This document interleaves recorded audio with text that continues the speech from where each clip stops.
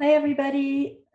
I am delighted and honored to take part in Aline Barnsdall's birthday celebration this evening in conjunction with the broader festivities planned for the centennial anniversary of Hollyhock House, and would like to begin by thanking Abby Chamberlain-Broch and Hannah Shaw for inviting me. My only regret is that I can't be with you live tonight because of the prohibitive time difference between Los Angeles and Paris. And for some reason, the speaker box disappears during the recording, so you won't be able to see me. As a scholar, I'm often astonished by how serendipitous archival research can be. Such is the case for my subject this evening, Aline Barnsdall's Billboard campaigns, the seeds of which were planted in my mind while I was doing research on another equally compelling project. But it wasn't until I started working for Hollyhock House last year that I recalled having seen some architectural drawings of billboards for Barnsdall Park in the Tom Mooney archives and proposed the idea to Abby, who encouraged me to pursue the project. Although I haven't yet been able to revisit the Mooney papers in search of those billboard renderings due to the COVID lockdown, and unfortunately can't include an image for you this evening, I'm excited to share the historical photographs of the billboards I've compiled. My research is very much a work in progress, and in fact, I came across yet another photograph just last week in a New York Times review of the film Mank. More on that in a few minutes. The billboard photographs not only offer a visual record of the array of political and social causes Aline Barnsdall supported, but also bear witness to the way she cleverly adapted the ubiquitous outdoor advertising platform in order to publicly voice her outspoken views. Barnsdall thus subverted the billboard's commercial use to capture the attention of motorists and passersby in an attempt to inform them and potentially sway their opinions at a time when the mainstream press upheld a conservative right-wing agenda. This 1934 billboard speaks to Barnsdall's dispute with the city of Los Angeles over their stewardship of her generous gift in 1926. Enraged by the Park Commission's refusal to respect her conditions, Barnsdall filed a lawsuit against the city, reclaiming ownership of her land and threatening to donate it to the same radical groups who were behind Tom Mooney's cause. Her contentious relationship with the municipality lasted for decades until her death in 1946. In this street view at the intersection of Sunset and Vermont, you can see the elaborate billboard structure Frank Lloyd Wright's son, architect Lloyd Wright, designed for Barnsdall in 1932. His innovative and graphically complex system of interlocking wood slats framed the hexagonal triptych design and connected the central signboard to adjacent boards positioned lower down on either side. When installed diagonally on a corner, the side panels formed an angle to the main panel. These billboard triptychs clearly demonstrate how Barnsdall conceived of text-heavy messages, which she described as, quote, a kind of signboard newspaper, unquote, to counter what she perceived as biased and poor coverage of her controversial positions in the conservative Los Angeles press. The earliest known billboards installed on her Olive Hill property were erected in the late 1920s, when Barnsdall ramped up her long-standing financial support of political prisoner Tom Mooney.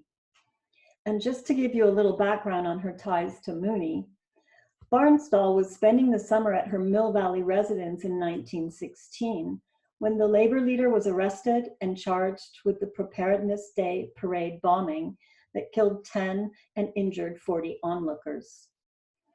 Her friend, anarchist Emma Goldman, who had been listed as a suspect, arranged for Barnsdall to meet with Mooney in jail. Convinced of his innocence, Barnsdall immediately contributed $2,000 to the Mooney Defense Committee.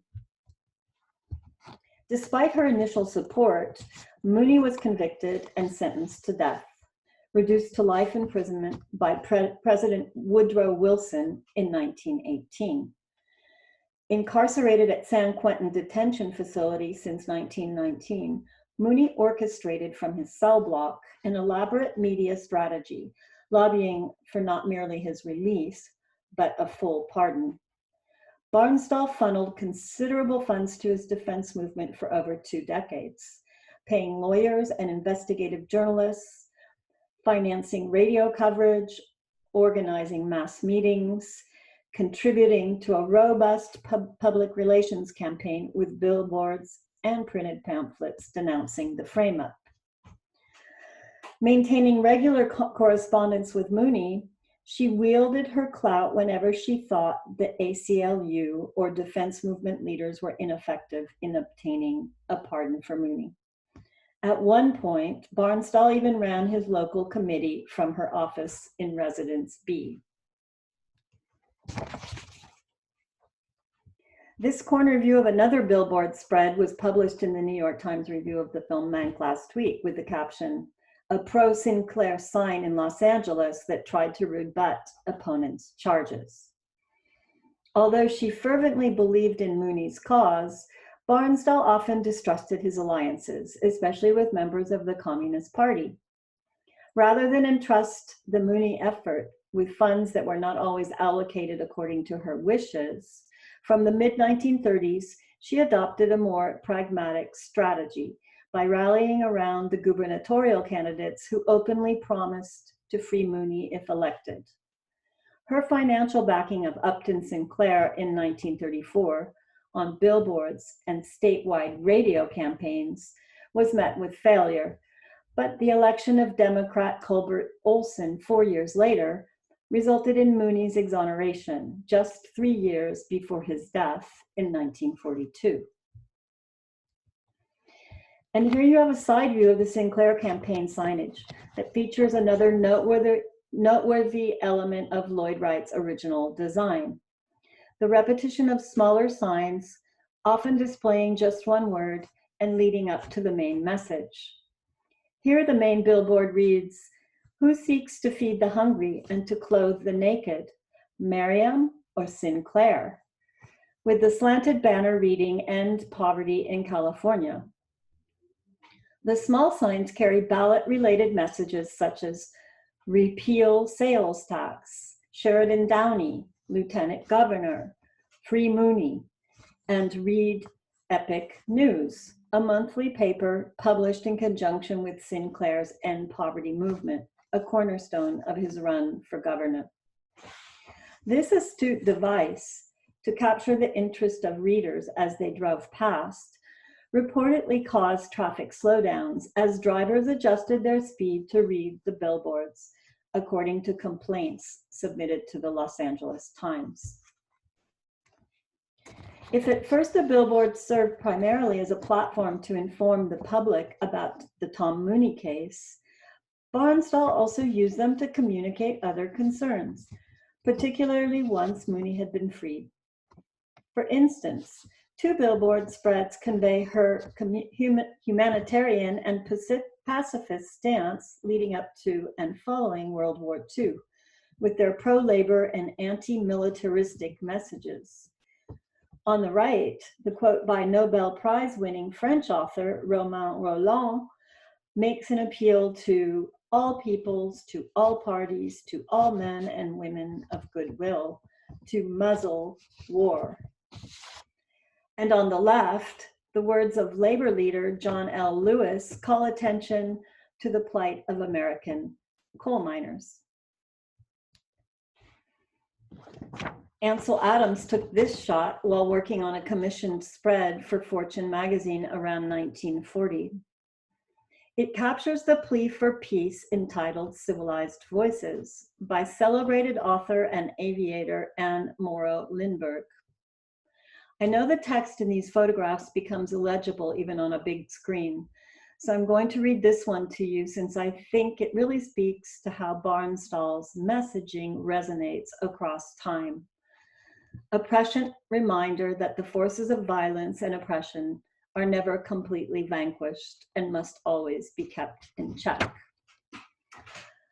And I quote, "I speak for a patient, persistent, intelligent, long-range attitude towards peace.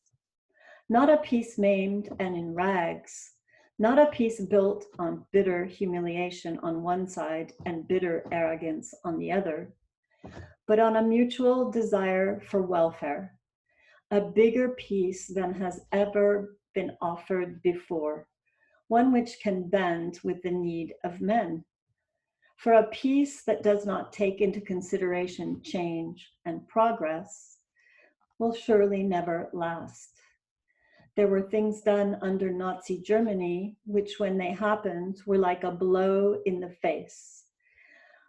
But public violence and national aggression are not new either. Every great nation and every empire has forced its way up by these methods.